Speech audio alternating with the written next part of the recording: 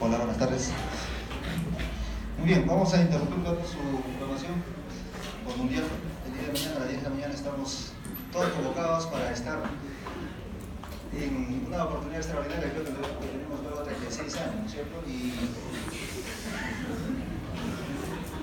Y en esta tarde vamos a tocar pues tres temas. Uno que quedó pendiente el día de ayer y hoy día que estaba programado a la doctora Siucho Milicio, seguramente según el sílabus, pero ella está en el extranjero actualmente y entonces vamos a tratar de hacer los temas básicamente hacia un cambio.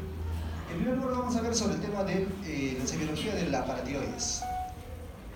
Y para hablar sobre paratiroides, en primer lugar tenemos que saber algo de lo que es la anatomía y que ya nos han enseñado seguramente anteriormente. Tenemos acá la tiroides, que es la glándula, ¿no es cierto? Son dos glándulas, y detrás de la glándula tiroides está la paratiroides, que son dos glándulas en cada lado, en total son 4 glándulas pequeñísimas, ¿ya? Y que están empotrados generalmente en la parte posterior de la tiroides. ¿Ya? Y este hecho es importante porque los cirujanos de cabeza y cuello saben que cuando hay una extirpación de la glándula tiroides, habitualmente se saca también la paratiroides y el paciente queda con un tipo de paratiroidismo secundario al acto quirúrgico. Desde el punto de vista de la histología, lo que más marca dentro de una imagen en la histología es estas células con un núcleo grande, ¿ya? En la gran mayoría de los casos, y estas son las famosas células principales que se encargan de la producción justamente de la paratormona, y las células oxífilas, que son un poco más eosinófilas, con un núcleo más pequeño y un citoplasma más grande, y estas son las células oxífilas y que de alguna manera prestan el apoyo, ¿no es cierto?, para la producción de las hormonas paratiroideas, de la hormona paratiroidea. Entonces, cuando hablamos, ¿no es cierto?, de cuál es la función que tiene, ¿no?, la glándula paratiroides, básicamente nos recordamos del calcio, ¿cierto? Entonces acá tenemos el torrente sanguíneo, ¿cierto?, donde tenemos todos un nivel aproximadamente de 9 a 10 miligramos por decilitro de calcio. Esa es la cantidad habitual que tenemos todos en nuestra sangre, ¿ya? Y estas cantidades son reguladas justamente por las hormonas paratiroideas.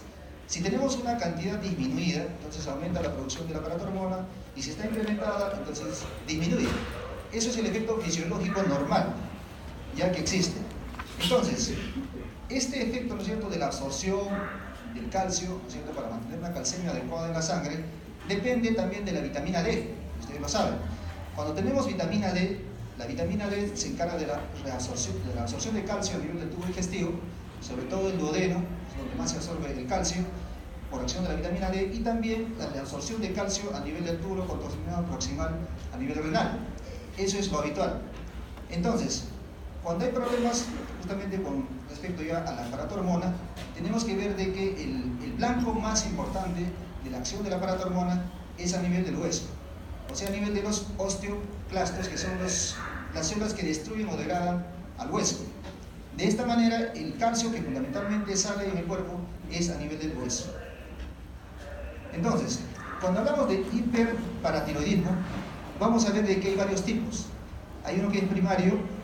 Primario digo porque el problema está justamente a nivel de la glándula misma.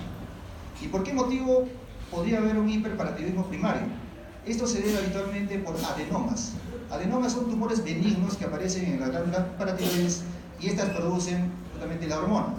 Entonces, lo más importante es básicamente relacionado al hiperparatiroidismo primario. El secundario tiene que ver cuando hay problemas a nivel del eje, o sea, un poco más arriba. Ustedes saben decir que para que se produzca la paratormona tiene que haber un estímulo a nivel de la hipófisis, ¿no es cierto?, por la corticotropina. Y cuando este eje se altera, ¿no es cierto?, tenemos un problema de hipoparatiroidismo secundario. Es terciario cuando el problema tiene que ver con el hipotálamo. Y es ectópico cuando, en algunos casos, sobre todo pacientes que tienen alguna neoplasia escondida, tienen problemas de hiperparatiroidismo por la producción de paratormona, pero en lugares donde habitualmente no se produce esta hormona. Y es congénito, como su mismo nombre lo dice, por el nacimiento de niños que habitualmente producen más paratormona de lo normal. Entonces, si tengo un paciente en la cual sospecho de hiperparatiroidismo, yo tengo que más o menos sospechar cuál es el paciente. Si yo veo un paciente que viene con una clínica de una osteoporosis, lo habitual en un paciente que tiene osteoporosis es que no tiene un cuadro clínico general habitual. ¿Ya? Mucha gente dice, ¿no?, que me duelen los huesos, no tendría osteoporosis, pero eso es falso. ¿Por qué? Porque los huesos habitualmente no duelen, lo que duele es el periósteo. Entonces, cuando el paciente tiene osteoporosis, generalmente se dan cuenta cuando hay una caída simple común y el paciente tiene una fractura. ¿Por qué? Porque justamente el hueso normal debería ser de estas características, ectoscópicamente hablando, y cuando hay osteoporosis hay una descalcificación, por lo tanto el hueso se vuelve como una galleta. Entonces, en la radiografía ustedes lo que van a ver es una descalcificación, ¿no?, general de los huesos, y esto, o sea, la manera más adecuada para ver el diagnóstico, ¿no es cierto?, de la osteoporosis es con la densitometría. Entonces, si ustedes ven una paciente mujer donde es más habitual ver la osteoporosis, porque si ustedes quieren sacar la cuenta, ¿quién es más frecuente? ¿En el varón y la mujer? En el varón va a ser mucho más raro la osteoporosis. En la mujer sí, sobre todo en las personas que son posmenopáusicas, mujeres posmenopáusicas. Entonces, lo que pasa en el hecho es que, por ejemplo, si ustedes encuentran un paciente joven de 20 años, en las cuales se cae y le encuentran una fractura y ven una descalcificación de los huesos, entonces pueden sospechar que este paciente tenga un problema de la paratiroides. Entonces, ¿qué hacen inmediatamente? Le pedirán un dosaje de paratormona y de calcio serio. Entonces, si hay un problema de hiperparatiroidismo, la paratormona está incrementada y el calcio sérico también está incrementado. Entonces, podríamos estar hablando de repente de un paciente que tiene un adenoma de paratiroides y que sea culpable de la osteoporosis.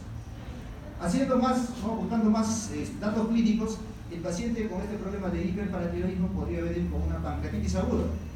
Y ustedes dirán, ¿pero qué tiene que ver la pancreatitis aguda con un paciente que tiene problemas del calcio? Fácil.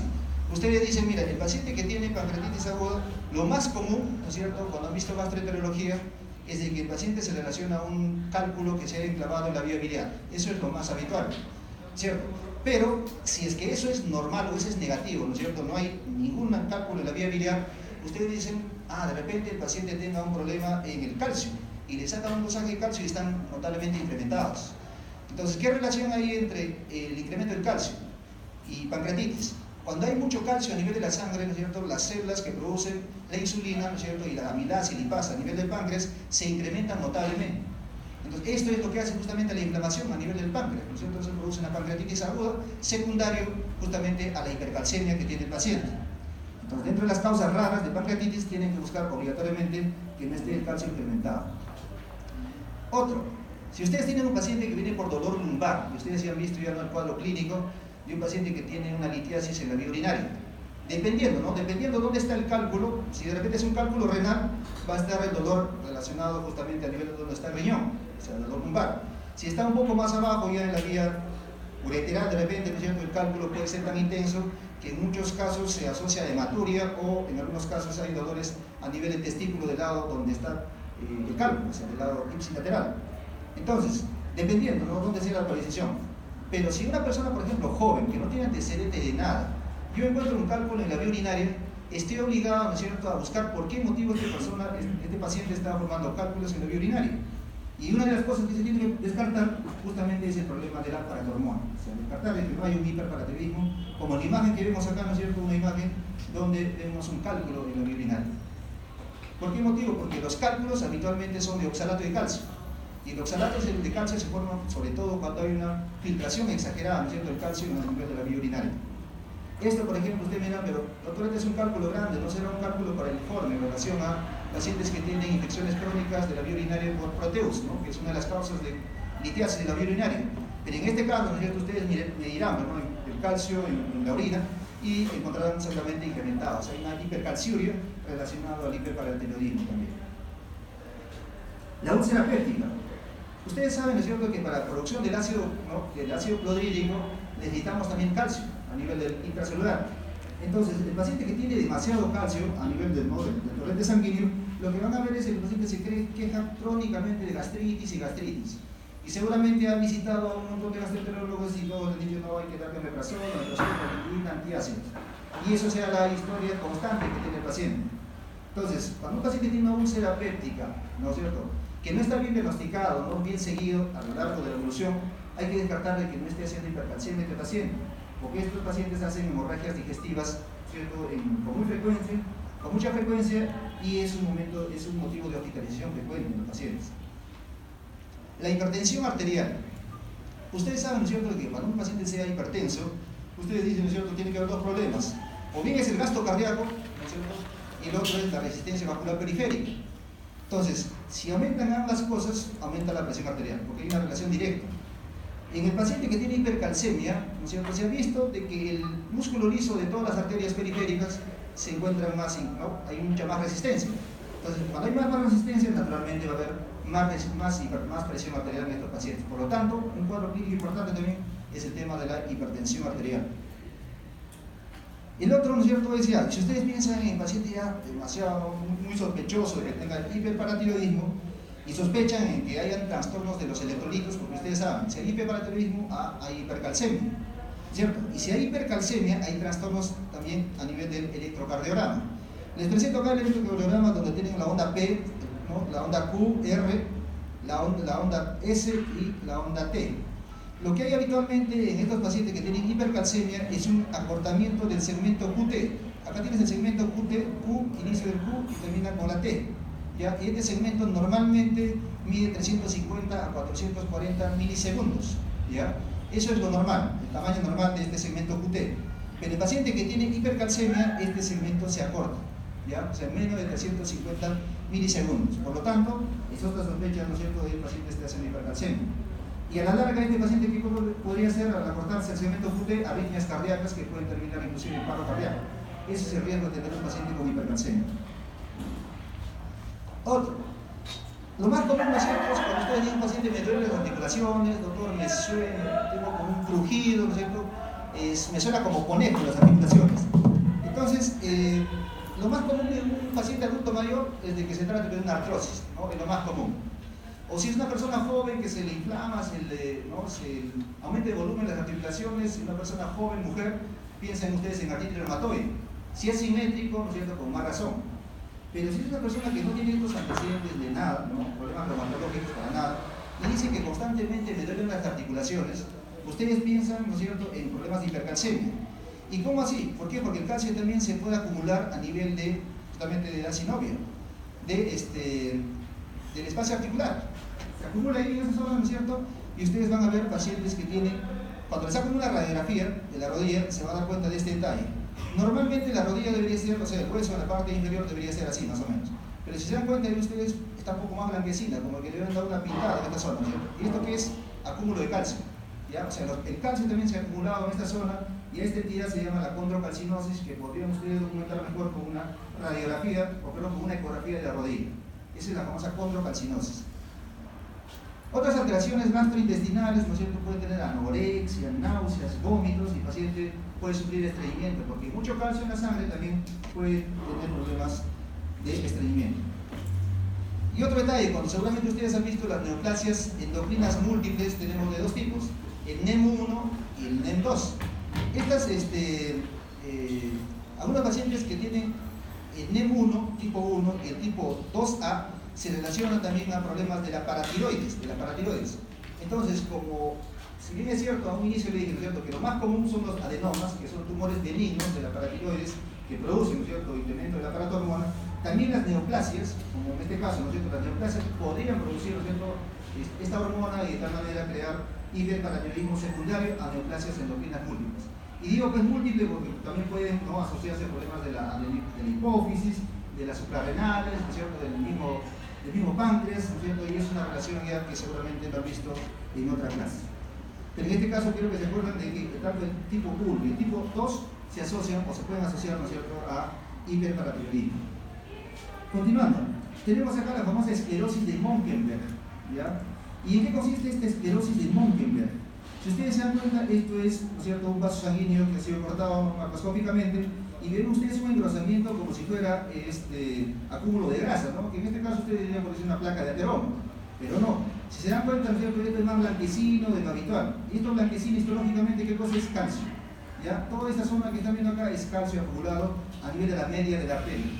¿Y cómo ustedes lo van a ver desde el punto de vista de la radiografía? Sacan una radiografía, ¿no es cierto?, acá ven una prótesis a nivel de la rodilla, y ven una cosa interesante en la parte posterior. Esto es como si fuera un contraste que le hubieran puesto.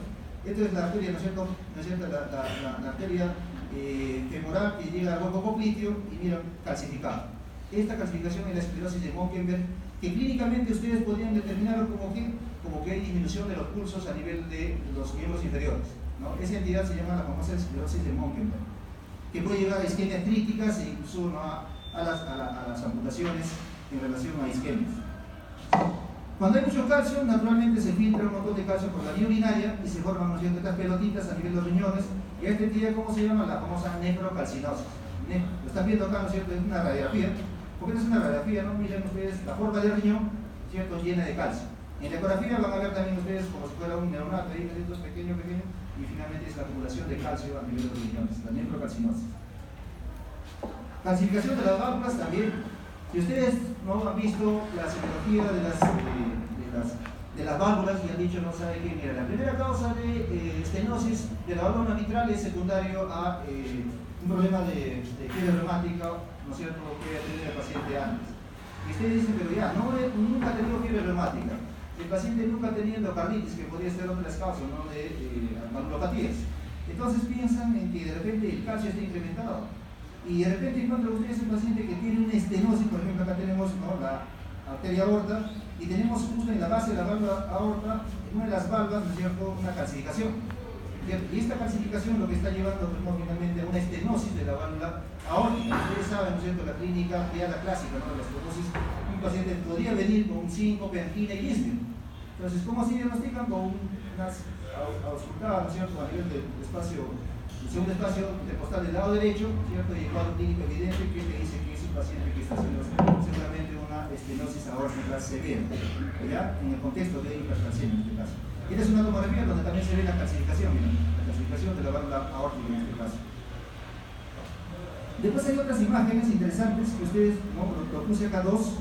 Esta primera es en una enfermedad que se llama mieloma múltiple, y seguramente han visto en sus clases de semiología a un paciente por ahí que ha tenido mieloma múltiple, porque esta pueden ver ustedes en el curso seguramente de nefrología, lo han visto. ¿Por qué? Porque el paciente que tiene mieloma múltiple tiene la tendencia a hacer alteraciones renales, porque hay proteinuria, ¿cierto? Ahora, ¿por qué les presento esta imagen? Porque en la radiografía, ¿no?, un paciente con mieloma múltiple ven estas imágenes que se llaman imágenes de sacabocado. Sacabocado porque miran, como que hubieran picoteado la pobre cabeza, pobre cráneo del pobre paciente, ¿ya? Y la diferencia que existe en el paciente que tiene hiperparatiroidismo, ¿ya?, este es un paciente que tiene hiperparatiroidismo y vemos las famosas imágenes en sal y pimienta. Sal y pimienta, como la sal es blanca y la pimienta es un poquito más oscura, ¿no es cierto? Y estas imágenes, si ustedes ven en internet con más detalles, van a ver que, ¿no?, estas imágenes pequeñitas, ¿no?, punteadas con blanquecinas, ¿ya?, y cerca de ellas otras más opacas.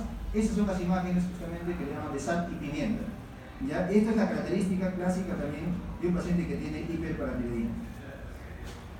La otra es la osteoitis fibrosa quística, y también, ¿ustedes cómo se dan cuenta?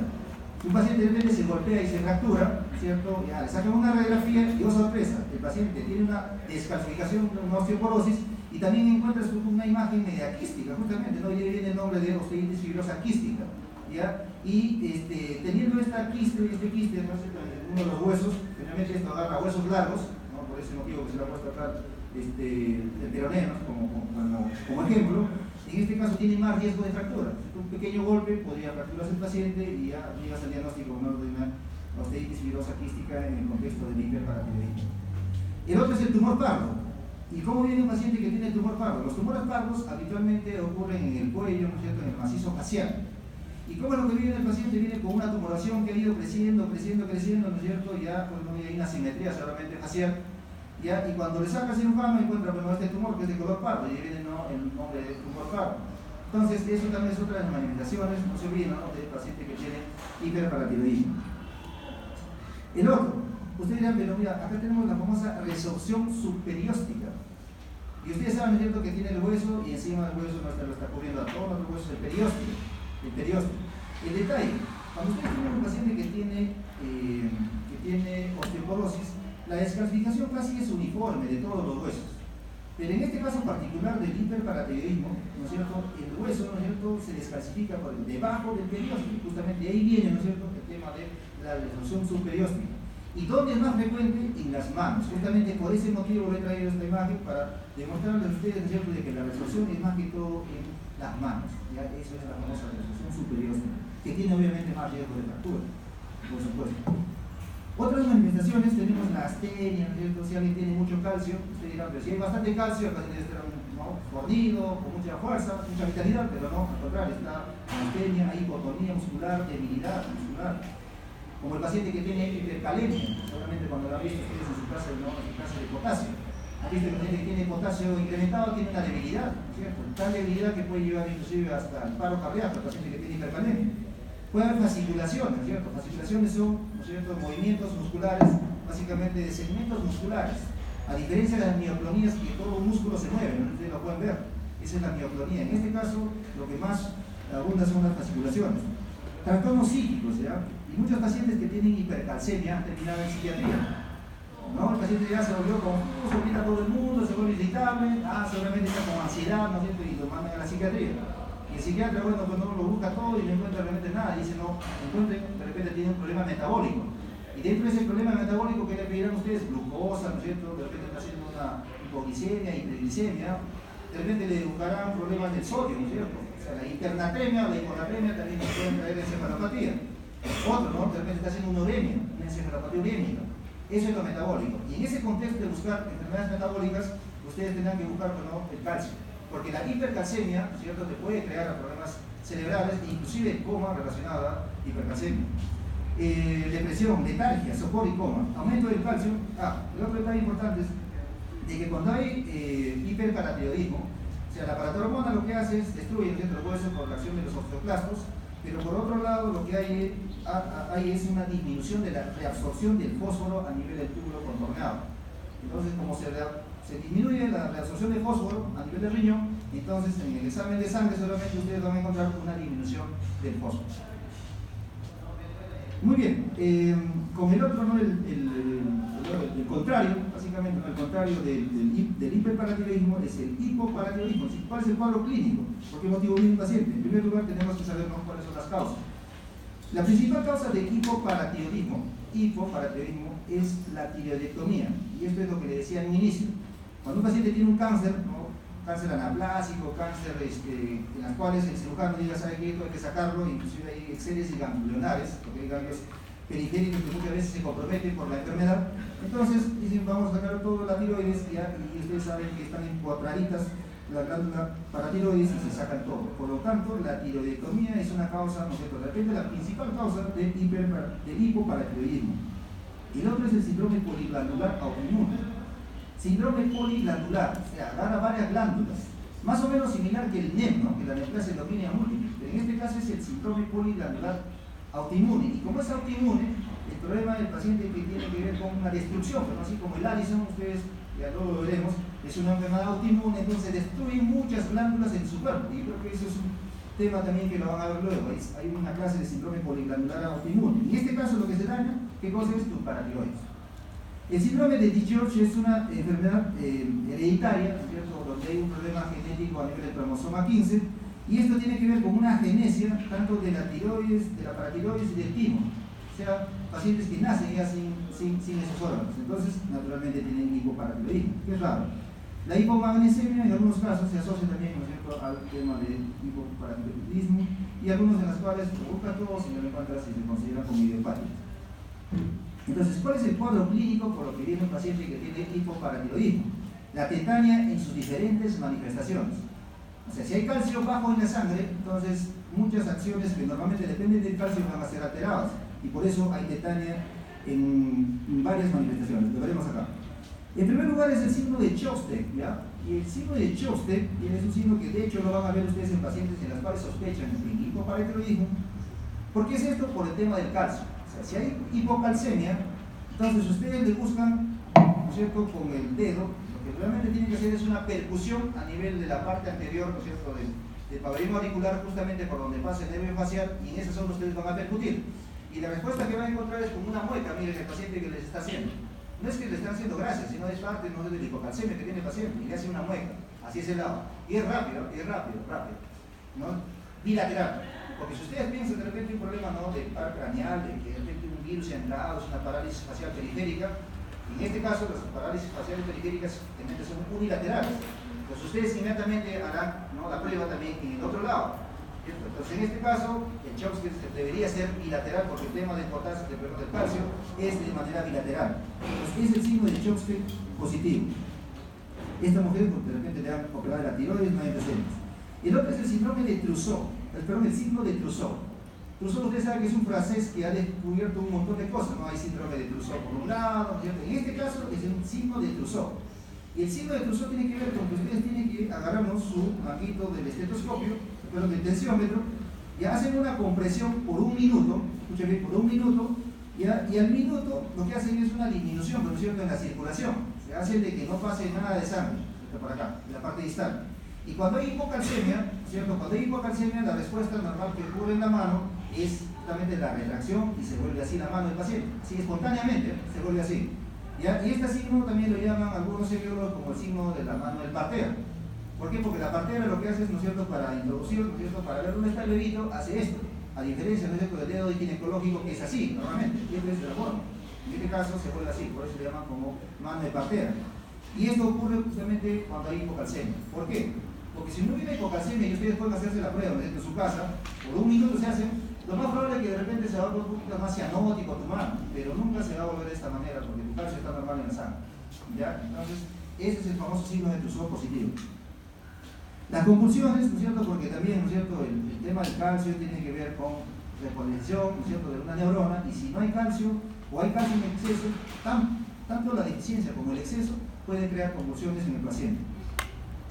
Y otro tema importante es, ¿no es cierto?, las calcificaciones de los ganglios basales. Ustedes tienen acá el músculo caudado, tienen acá el putamen, tienen acá el tálamo, que son los ganglios basales más importantes. Y ustedes van a ver que el paciente tiene calcificaciones de esta zona, calcificaciones por esta zona, ¿ya? Y esto, ¿a qué lleva? Cuando los ganglios basales se afectan, llevan los famosos signos extrapiramidales, ¿ya? Solamente un adelanto nomás, cuando lleven ustedes neurologías hay signos piramidales y los extrapiramidales. Piramidales es porque agarran, ¿no es cierto?, la primera neurona, ¿ya?